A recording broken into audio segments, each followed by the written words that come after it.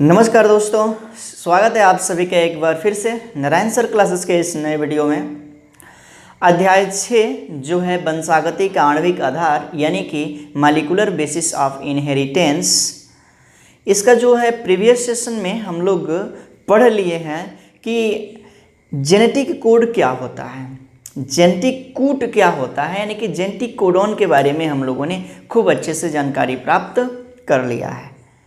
इसके साथ ही साथ हम लोगों ने कुछ वहाँ पर प्रोटीन संश्लेषण के भी बारे में देखा, किस तरह से mRNA पर प्रोटीन का संश्लेषण होता है। आज जो है उसी प्रोसेस को यानी कि प्रोटीन संश्लेषण को विस्तार से बताएंगे। ये जानना बहुत ही ज़रूरी है और यदि आप इस वीडियो को देखेंगे तो खूब अच्छे से जान जाएंगे कि कोशिका द्रव्य में प्रोटीन का संश्लेषण कैसे होता है, यानी कि प्रोटीन का निर्माण कैसे होता है।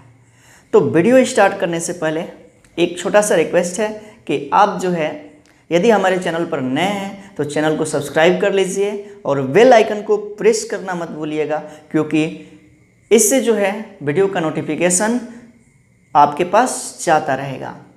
इसके साथ ही साथ वीडियो को ज़्यादा से ज़्यादा शेयर करना है। बहुत सारे ऐसे स्टूडेंट्स हैं जो कि आपके शेयर करने का इंतज़ार कर रहे हैं। तो जितने भी लोग हमारे से जुड़े हैं, इस चैनल से जुड़े हैं, यदि आप लोगों को पढ़ाई अच्छा लग रहा है तो एक बार वीडियो को ज़रूर शेयर कीजिए। सभी लोग जो है एक बार अपने मित्रों में ज़रूर शेयर कीजिएगा। तो शुरू कर रहे हैं आज का सेशन। और इसमें जो है प्रीवियस सेशन में जो हम लोगों ने बात किया था आनुवांशिक कूट, उसके बाद से जो है प्रोटीन संश्लेषण, वहीं से हम लोग आगे इसमें बढ़ेंगे। ठीक, तो हमारा हेडिंग होगा क्या, प्रोटीन संश्लेषण यानी कि प्रोटीन फॉर्मेशन, प्रोटीन का निर्माण कैसे होता है। प्रोटीन संश्लेषण आज का ये हमारा हेडिंग होगा और ये बहुत ही इम्पोर्टेंट है। यहाँ से एग्जामिनेशन में क्वेश्चन बनते हैं, निश्चित तौर पे बनते हैं, तो इसको पढ़ना बहुत ही ज़रूरी है। आइए, हमने पीछे भी बात कर लिया है central dogma of molecular biology के बारे में कि central dogma of molecular biology क्या कहता है। तो जो इन्फॉर्मेशन होता है वो एक दिशा में चलता है, वन डायरेक्शन में। ये नहीं है कि एक डायरेक्शन में गया और फिर इन्फॉर्मेशन लौट के वापस आया, ऐसी बात नहीं है। इसका मतलब क्या है, तो डीएनए है और डीएनए से डीएनए के निर्माण को बोला जाता है प्रतिलिपिकरण यानी कि रिप्लिकेशन।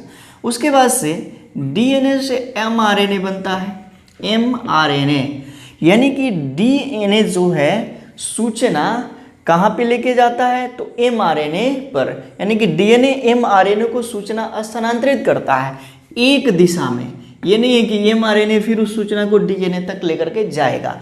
उसके बाद से एमआरएनए क्या करता है कि इस डीएनए से प्राप्त सूचना के अनुरूप ही प्रोटीन का संश्लेषण करता है, प्रोटीन का संश्लेषण करता है, यानी कि प्रोटीन बनाता है। और वह प्रोटीन जो है हम लोगों के शरीर के अंगों के लिए होता है कि कौन सा प्रोटीन जो है हमारे शरीर की लंबाई या त्वचा का रंग या अन्य कोई लक्षण को दर्शाएगा।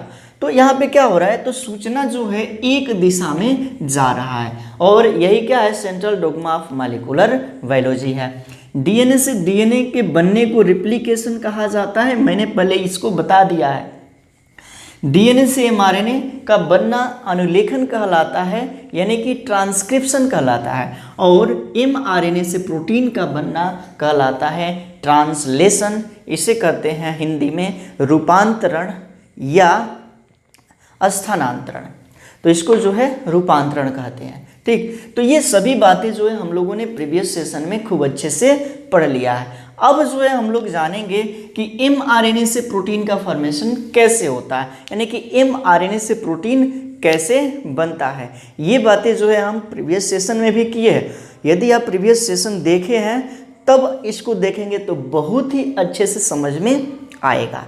तो प्रीवियस सेशन सबसे पहले देखिए, पार्ट जो है पिछला भाग जो हमने बताया है वहाँ से आप आनुवांशिक कूट के बारे में खूब अच्छे से जानेंगे और यहाँ पे हम जो है उसी आनुवांशिक कूट का प्रयोग करेंगे। तो इस प्रोसेस में क्या होता है, तो सबसे पहले हम जान लेते हैं कि प्रोटीन संश्लेषण के लिए आवश्यक चीज़ें क्या होती हैं। आवश्यक चीज़ें कौन कौन सी जो है चीज़ें होती हैं उसकी आवश्यकता पड़ती है। कौन कौन सी चीज़ें जो होती हैं उसकी आवश्यकता पड़ती है। तो इसके लिए सबसे पहली बात जो होता है क्या, राइबोसोम का, राइबोसोम। और राइबोसोम जो होते हैं दो प्रकार के होते हैं, एक जो होता है 80S प्रकार का और दूसरा जो होता है वह 70S प्रकार का। 80S प्रकार का राइबोसोम कहाँ पाया जाता है, तो यूकैरियोटिक कोशिका में, और 70S प्रकार का राइबोसोम कहाँ पे पाया जाता है, तो प्रोकैरियोटिक कोशिका में। ठीक, दूसरी बात कि इसके लिए चाहिए mRNA, इसी पर mRNA पर ही प्रोटीन का संश्लेषण होता है। उसके बाद से चाहिए tRNA, और ये tRNA क्या करता है, तो अमीनो अम्लों को पकड़ करके लाता है किसके खंड पे, तो mRNA के खंड पर, जिससे कि वहाँ पे प्रोटीन का संश्लेषण होता है। तो अगला जो चाहिए क्या, तो अमीनो अम्ल, अमीनो अम्ल। तो इतने जो पदार्थ हैं वो चाहिए क्या करने के लिए, प्रोटीन संश्लेषण के लिए, यानी कि प्रोटीन के निर्माण के लिए। हमने बताया है आनुवांशिक कूट के बारे में, आनुवांशिक कूट। फिर से यहाँ पर देख लीजिए कि आनुवांशिक कूट क्या होता है।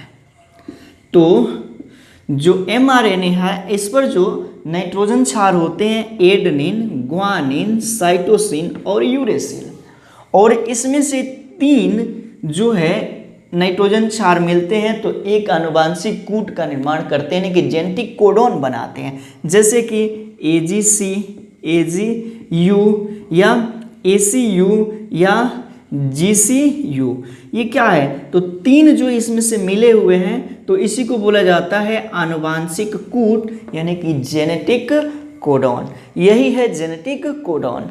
अब जो है 4 है और 3 बन रहा है, 3 से जो है एक कूट बन रहा है, तो इससे जो है क्या हो जाएगा, तो 64 कोडोन बनेंगे। कितने, 64। इसके बारे में हमने बताया, जिसमें से 61 जो होते हैं क्या होते हैं, तो सक्रिय होते हैं। क्या होते हैं, सक्रिय। मतलब क्या, यही जो कोडोन होते हैं वो अमीनो अम्लों के लिए होते हैं, कोडोन का काम करते हैं।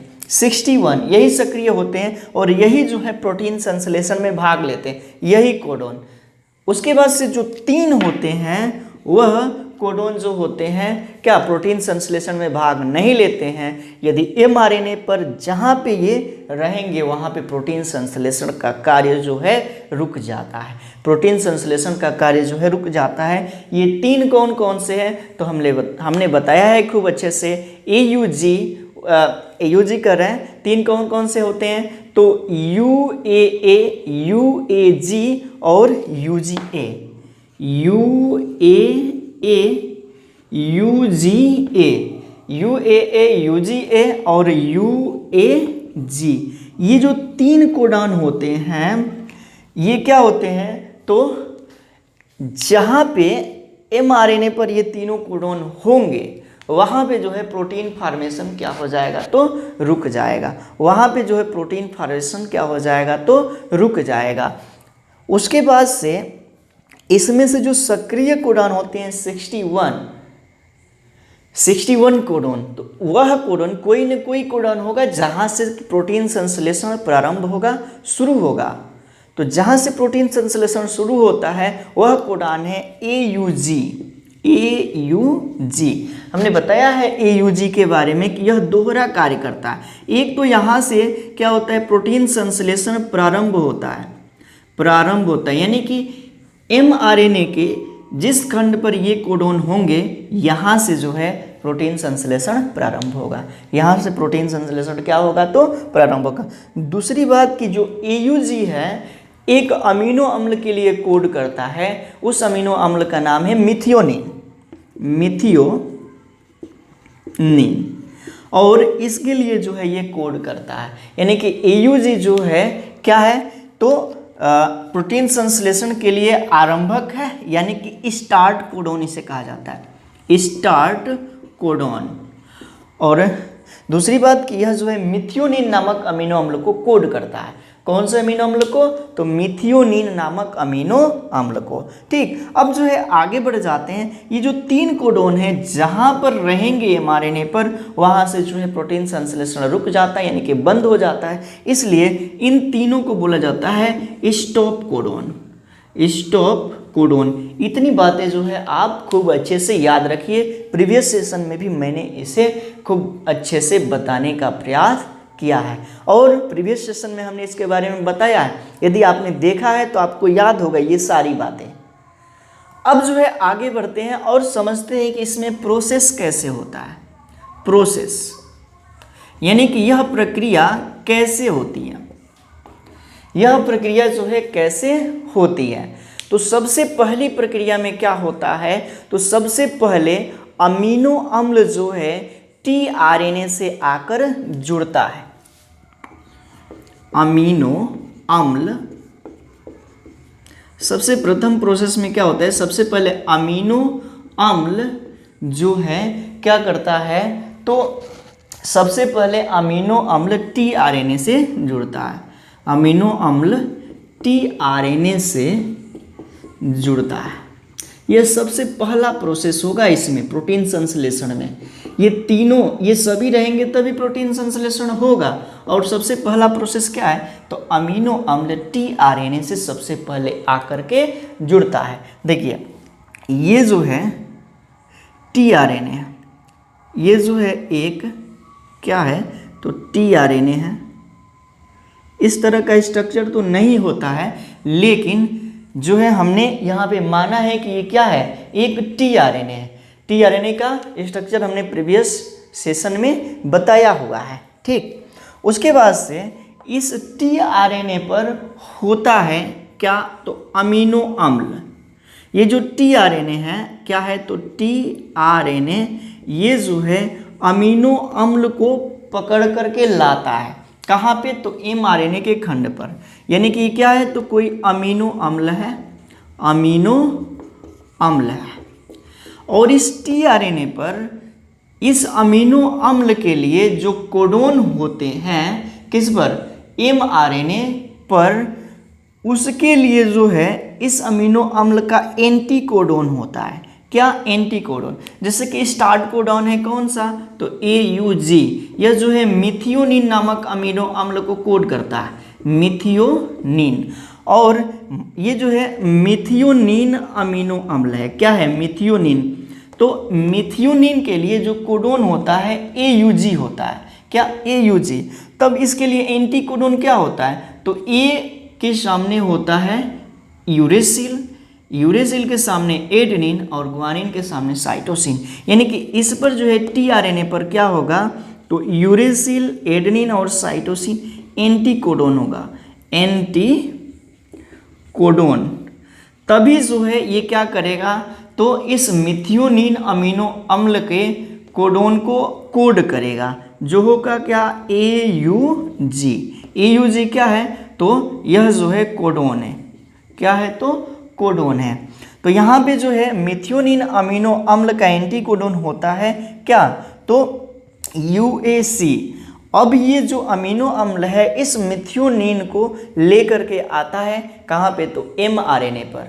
कहाँ पर, तो mRNA पर, और देखता है कि कहाँ पे है AUG कोडॉन, कहाँ पे है AUG कोडॉन। वहीं से क्या करता है, तो प्रोटीन संश्लेषण प्रारंभ हो जाता है। वहीं से क्या हो जाता है, तो प्रोटीन संश्लेषण प्रारंभ होता है। तो सबसे पहली बात जो है क्या होगा, तो अमीनो अम्ल tRNA से आकर के जुड़ता है। अमीनो अम्ल बताया गया कि हम लोगों के शरीर में 20 प्रकार के अमीनो अम्ल पाए जाते हैं, और 20 प्रकार के अमीनो अम्ल के लिए अलग अलग प्रकार के tRNA युक्त एंटीकोडोन जो होते हैं उन्हें कोड करते हैं। यानी कि अलग अलग एमिनो अम्ल को टीआरएनए पर उपस्थित अलग अलग एंटीकोडोन जो है क्या करते हैं, तो उस अमीनो अम्ल को कोड करते हैं। जैसे कि यहाँ पे जो है मिथियोनिन के जो कोडोन है उसको कोड एंटीकोडोन क्या करता है, यूएसी ये क्या करता है, तो मिथियोनिन कोडोन को कोड करने का काम करता है। ठीक, इतनी बातें आई समझ में। तब हम आगे बढ़ेंगे और जानेंगे दूसरी प्रोसेस क्या है इसकी। पहली प्रोसेस, सबसे पहले अमीनो अम्ल टीआरएनए से जुड़ता है, तो अमीनो अम्ल टीआरएनए से जुड़ा क्या लेकर के, तो उस अमीनो अम्ल का एंटीकोडोन लेकर के अब जो है आगे बढ़ेंगे और जानेंगे कुछ और बातें। ये जो है यदि आपने इसको नोट कर लिया है तो ठीक है, नहीं तो इसका स्क्रीनशॉट लीजिए, हम इसे मिटाएंगे। चलिए दूसरी प्रोसेस में क्या होगा,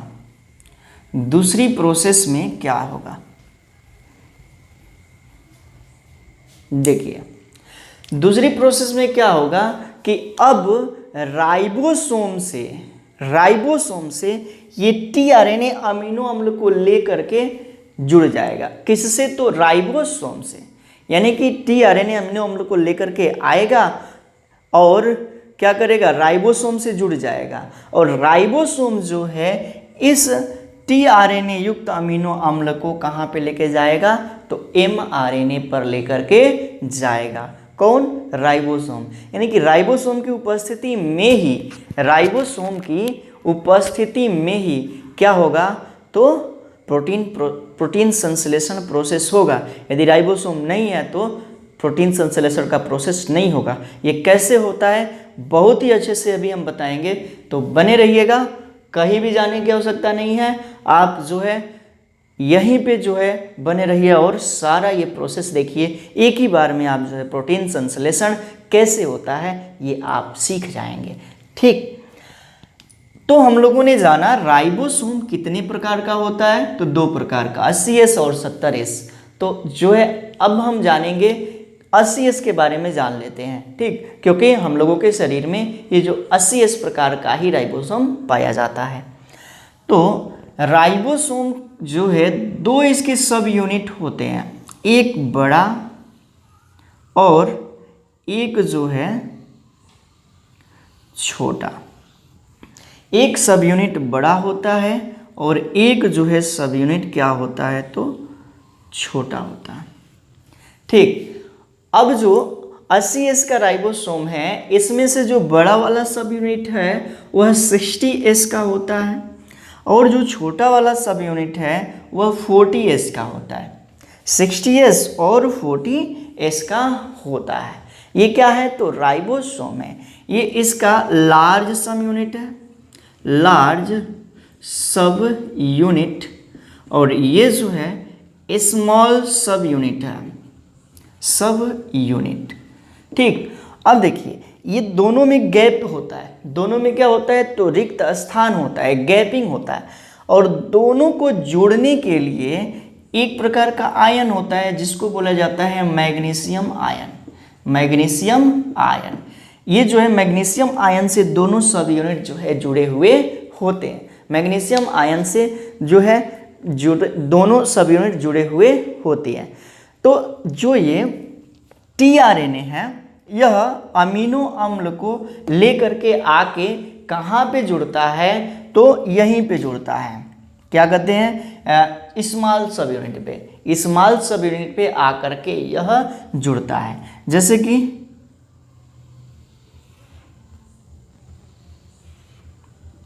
ये जो है इसके 3 पार्ट है, ये क्या है, और यही स्थान है जहाँ पे आकर के, यही स्थान है जहाँ पर आकर के टीआरएनए जो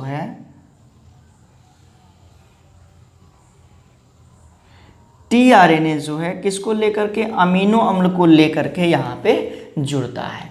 कौन, तो टीआरएनए।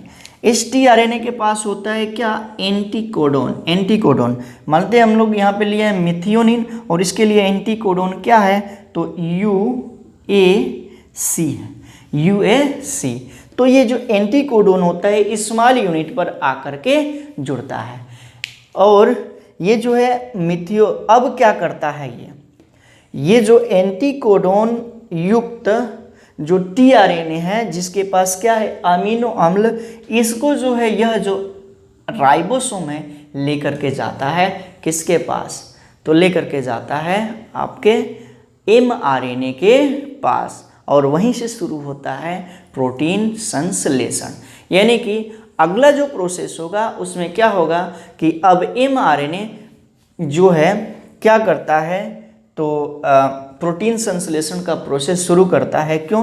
क्योंकि ये जो राइबोसोम है वो टीआरएनए युक्त अमीनो एसिड को लेकर के जाता है कहाँ पे, तो एमआरएनए के पास।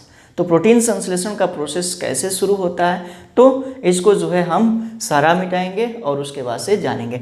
आप जो स्टेप वाइज स्टेप जान लिए कि कहाँ पे क्या क्या होता है। ठीक, अब जो है अब हम इसे मिटाते हैं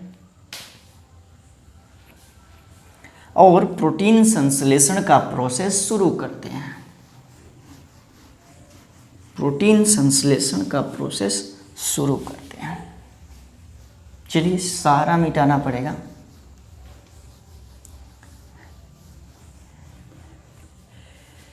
ये जो है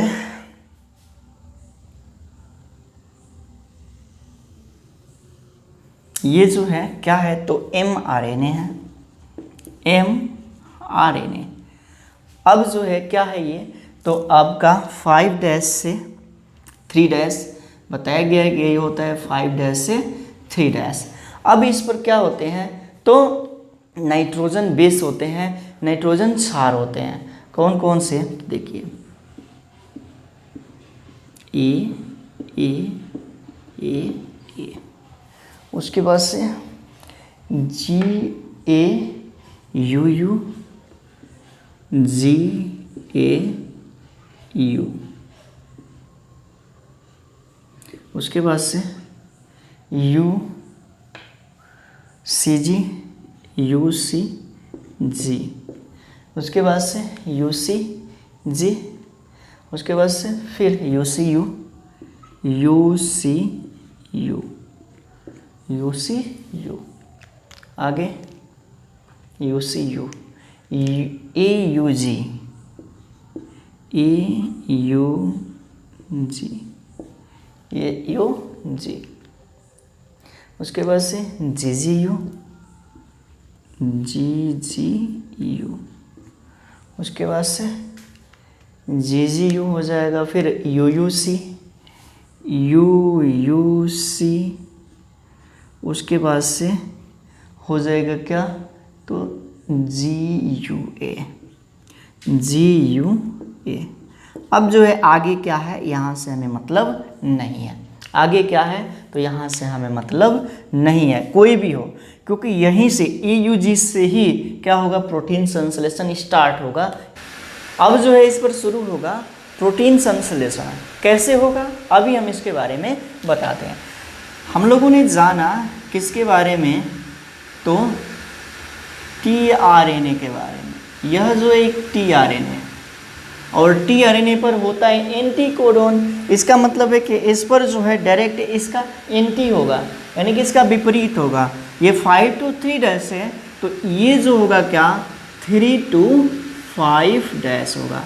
इस पर क्या होता है, तो इस पर होता है अमीनो अम्ल।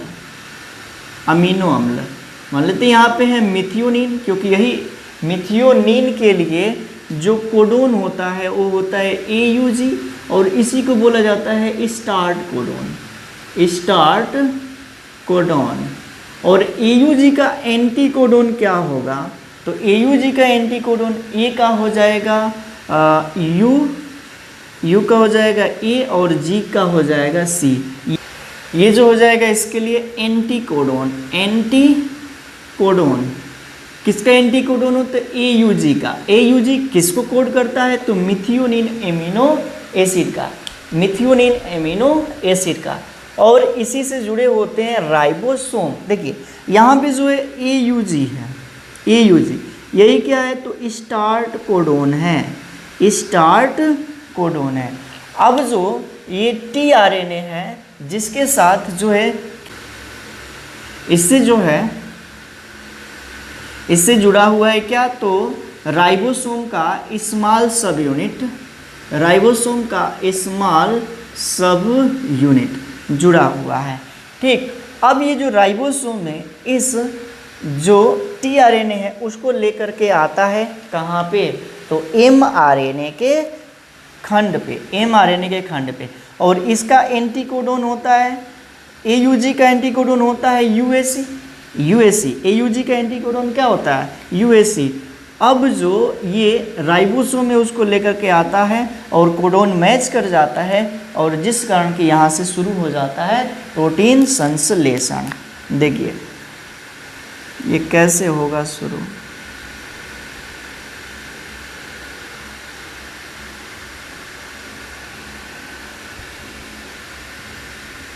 ये आया यहाँ पे,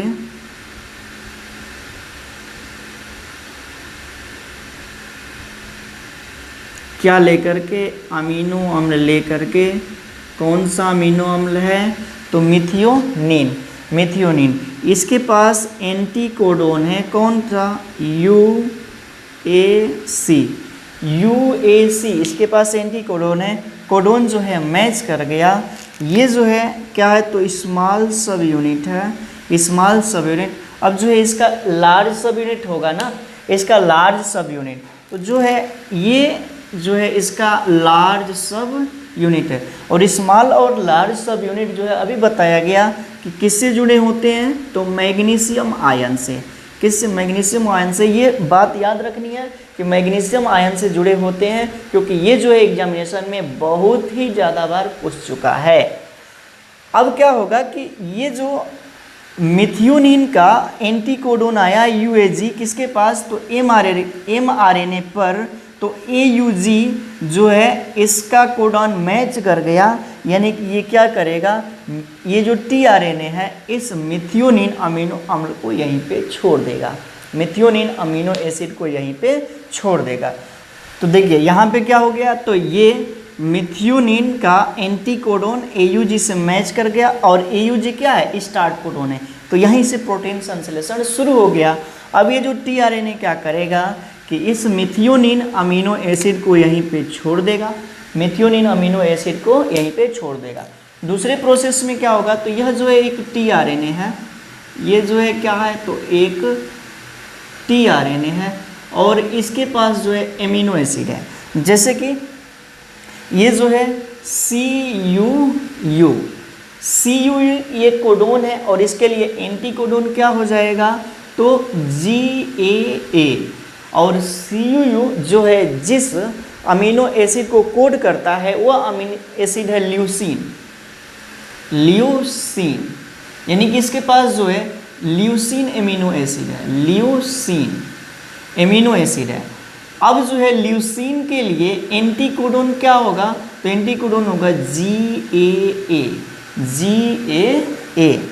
अब जो है यहाँ पे ये जो tRNA आएगा किसको लेकर के, ये जो tRNA है लेकर के आएगा इस एंटीकोडोन को, और इसके साथ साथ अमीनो एसिड को लेकर के आएगा कहाँ पे, mRNA पर, यहाँ पे mRNA पर। तो यहाँ पे जो है आया tRNA, एंटीकोडोन को ले करके, और इसके पास जो एमिनो एसिड है ल्यूसीन है, क्या है, तो ल्यूसीन है। इसके पास जो है एंटीकोडोन क्या है, तो GAA एंटीकोडोन है। तो ये जो कोडोन एंटीकोडोन कोडोन से मैच कर गया, किसके कोडोन से, तो ल्यूसीन एमिनो एसिड के कोडोन से। अब क्या करेगा कि ये जो tRNA है इस ल्यूसीन एमिनो एसिड को यहीं पे छोड़ देगा। अब जैसे ही दूसरा जो अमीनो एसिड आया, ये जो tRNA है वो क्या हो जाएगा, चला जाएगा। ये जो tRNA है अपना जो एमिनो एसिड है इसको छोड़ करके चला जाएगा, और एमिनो एसिड जो है पेप्टाइड बंध से इस ल्यूसीन से जुड़ जाएगा। मिथियोनिन जो है पेप्टाइड बंध से किससे जुड़ जाएगा, तो ल्यूसीन से जुड़ जाएगा। अब जो है आगे हम देखेंगे अगली प्रोसेस, और जैसे जैसे ये जो टीआरएनए जाएंगे, ये जो राइबोसोम है वो आगे की ओर बढ़ेगा। राइबोसोम जो है ये आगे की ओर बढ़ेगा। ये जो है लार्ज सब यूनिट है और ये जो है क्या है, स्मॉल सब यूनिट है। अब ये भी लार्ज और स्मॉल सब यूनिट भी आगे बढ़ेंगे। लार्ज और स्मॉल सब यूनिट भी क्या होंगे, तो आगे बढ़ेंगे। जैसे कि यहाँ पे ये आगे बढ़ा, अब जो है ये भी क्या होगा, आगे बढ़ेगा। ठीक, तो ये लार्ज सब यूनिट भी आगे बढ़ गया। अब जो है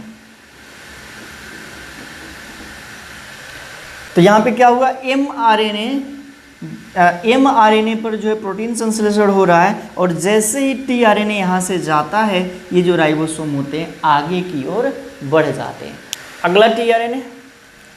अगला जो tRNA होगा वो कोई अमीनो एसिड को लिया, ठीक। और ये जो है UGG क्या है, तो कोडोन है। और UGG जो कोडोन है वो ट्रिप्टोफैन के लिए कोड करता है, ट्रिप्टोफैन के लिए कोड करता है। अब इसका एंटी कोडोन हो जाएगा ACC हो जाएगा, ACC एंटी कोडोन हो जाएगा, क्या, ACC। अब जो है ये ट्रिप्टोफैन को लेकर के आएगा mRNA पर, ट्रिप्टोफैन को tRNA लेकर के आएगा कहाँ पे, तो mRNA पर। ये क्या है, तो TRP है, ट्रिप्टोफैन है। इसके पास जो है एंटी कोडोन है ACC, एंटी कोडोन है क्या, ACC। अब जो है क्या, ACC जो है UGG से मैच कर गया, ACC जो है UGG से मैच कर गया। जैसे ही मैच करेगा, ये जो tRNA है, वह जो है क्या हो जाएगा, अपना एमिनो एसिड छोड़ करके चला जाएगा। और ये जो एमिनो एसिड है वह आ जाएंगे किस पर, तो पेप्टाइड बंध से जुड़ जाएंगे, किस पर, तो ट्रिप्टोफैन पर, ट्रिप्टोफैन से। यानी कि ये जो है ल्यूसीन है और ये जो है क्या, मिथियोनीन है। अब जो है ये tRNA चला गया, ये tRNA। अब क्या होगा कि ये जो राइबोसोम है आगे की ओर, ये जो राइबोसोम सब यूनिट है वह आगे की ओर बढ़ेगा। राइबोसोम सब यूनिट जो है कहाँ बढ़ेगा, तो आगे की ओर बढ़ेगा।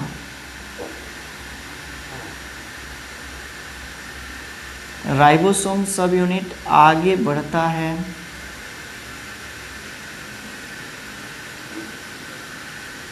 हाँ, तो यहाँ पे जो है राइबोसोम सब यूनिट आगे बढ़ता है। अब आगे क्या है, तो कोडोन है GUA। इसके लिए एंटी कोडोन क्या हो जाएगा, CAU। GUA कोडोन है, इसके लिए एंटी कोडोन हो जाएगा, यानी कि इस पर जो एंटी कोडोन है क्या, तो CAU।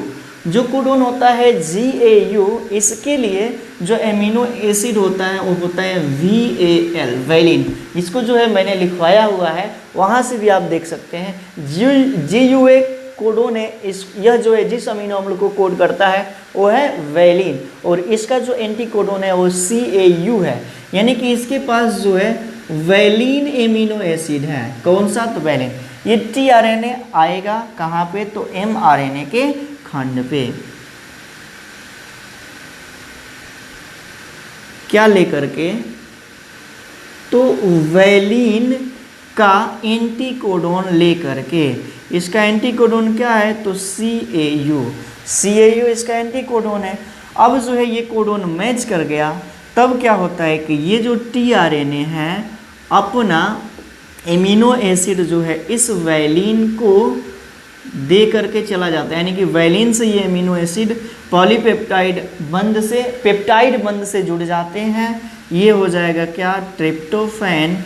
ये हो जाएगा क्या, ल्यूसीन। और ये हो जाएगा क्या, मिथियोनीन। और उसके बाद से ये जो tRNA है वह चला जाता है। फिर ये जो श्रृंखला है वो आगे बढ़ती है। फिर ये जो राइबोसोम है सब यूनिट वह आगे बढ़ता है। राइबोसोम सब यूनिट जो है यहाँ पे क्या होता है तो आगे बढ़ता है। राइबोसोम सब यूनिट जो है आगे बढ़ता है।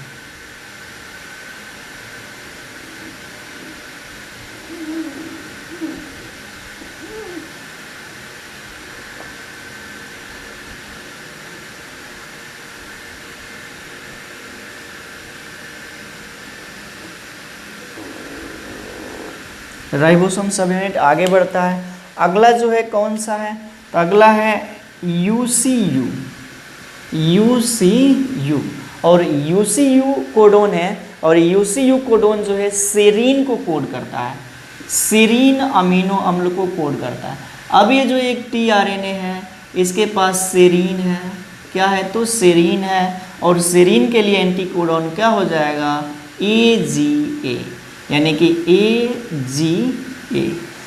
अब जो ये टीआरएनए आएगा इस mRNA के खंड पे, mRNA के खंड पे क्या लेकर के तो एंटी कोडोन लेकर के, कौन सा तो AGA लेकर के, और इसके पास जो एमिनो एसिड है वह है क्या सेरीन। अब ये जो एंटी कोडोन है कोडोन से मैच कर गया, एंटी कोडोन जो है कोडोन से क्या हो गया मैच कर गया।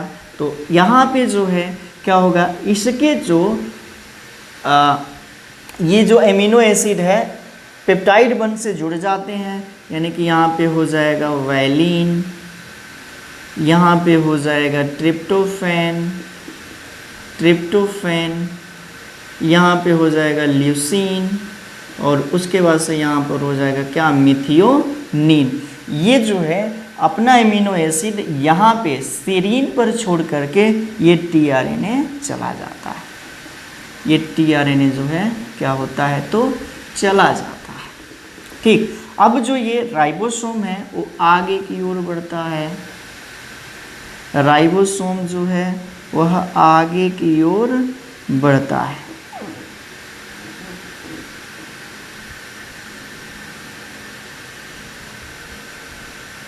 राइबोसोम खंड जो है आगे की ओर बढ़ता है। अब जो है अगला है क्या जीसीयू। और जीसीयू कोडोन जो है जिस अमीनो अम्ल के लिए कोड करता है वह है क्या जीसीयू। अगला जो है क्या जीसीयू है। जीसीयू जिसके लिए कोड करता है वह एलेनिन। ये जो इसका एंटी कोडोन है एलेनिन। ठीक, तो ये जो एक टीआरएनए है इसके पास एलेनिन जो है नामक एंटी कोडोन है। तो इसका एंटी कोडोन हो जाएगा क्या तो जी के सामने साइटोसिन, ग्वानिन और एडेनिन, यानी कि इसके पास एंटी कोडोन होगा CGA और इसके पास जो अमीनो एसिड है वो है एलेनिन। ये टीआरएनए लेकर के आता है mRNA के खंड पर, किसको तो एलेनिन एमिनो एसिड को, एलेनिन एलेनिन। और इसके पास जो है क्या है एंटी कोडोन है CGA। ये कोडोन मैच कर गया। जैसे ही मैच करता है ये जो टीआरएनए है अपना जो अमीनो एसिड है वह इस टीआरएनए को दे देता है, यानी कि इसके पास हो जाएगा सेरेनिन, उसके बाद से हो जाएगा वैलिन, उसके बाद से हो जाएगा क्या ट्रिप्टोफैन, उसके बाद से हो जाएगा ल्यूसीन और उसके बाद से हो जाएगा क्या तो मिथियोनिन। ये सारा जो अमीनो एसिड है वह इस दूसरे वाले टीआरएनए को दे करके यह चला जाता है। टीआरएनए को दे करके चला जाता है। ठीक, तो यहाँ पे जो है ये अमीनो एसिड गया, ये जो टीआरएनए है वो क्या हो गया चला गया। अब देखिए आगे वाला जो एंटी कोडोन है क्या UAG है। और UAG के बारे में पता है कि ये जो होता है वह स्टॉप कोडोन होता है, यानी कि यहाँ से जो है क्या तो प्रोटीन संश्लेषण का प्रोसेस रुक जाता है। यहाँ से प्रोटीन संश्लेषण का प्रोसेस जो है क्या हो जाता है, रुक जाता है। तब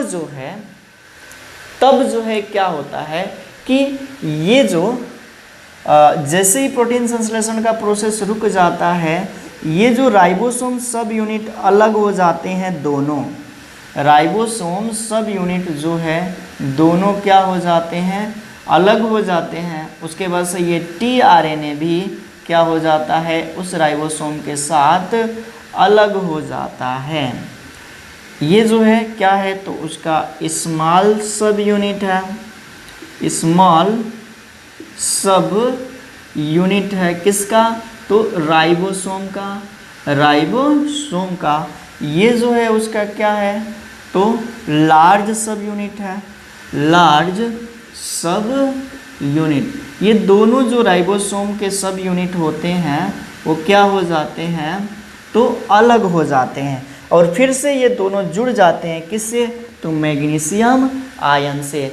और यहाँ पे दिख रही है क्या, तो हमें एमिनो एसिड की बहुत अधिक श्रृंखला, एमिनो एसिड की बहुत अधिक श्रृंखला।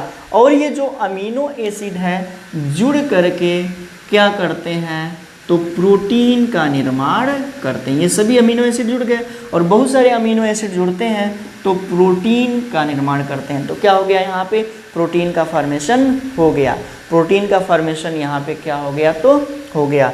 तो कहने का क्या मतलब है कि जैसे tRNA आते हैं कहाँ पे, राइबोसोम mRNA पर, तो प्रोटीन संश्लेषण EUG से स्टार्ट होता है और जा कर के किसी स्टॉप कोडोन पे जा कर के रुक जाता है। उसके बाद से सारे एमिनो एसिड जो है जुड़ करके प्रोटीन बनाते हैं और ये जो राइबोसोम सब यूनिट है दोनों लार्ज और स्मॉल अलग हो जाते हैं और बाद में जो है मैग्नीशियम आयन से जुड़ जाते हैं, मैग्नीशियम आयन से जुड़ जाते हैं। तो यहाँ पे हमने पूरा प्रोटीन संश्लेषण का प्रोसेस बताया।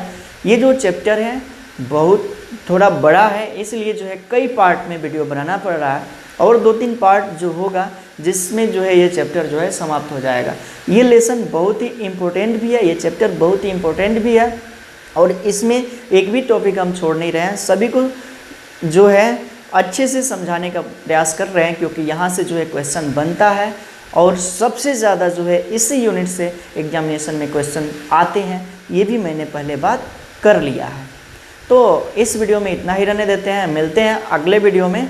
और तब तक के लिए यदि आप हमारे चैनल पर नए हैं तो इसे सब्सक्राइब कर लीजिए, बेल आइकन को प्रेस कर दीजिए और इसे अपने मित्रों में ज़्यादा से ज़्यादा शेयर कर दीजिएगा। मिलते हैं अगले वीडियो में। Thanks for watching, thank you. जुड़े रहिए नारायण सर क्लासेस के साथ।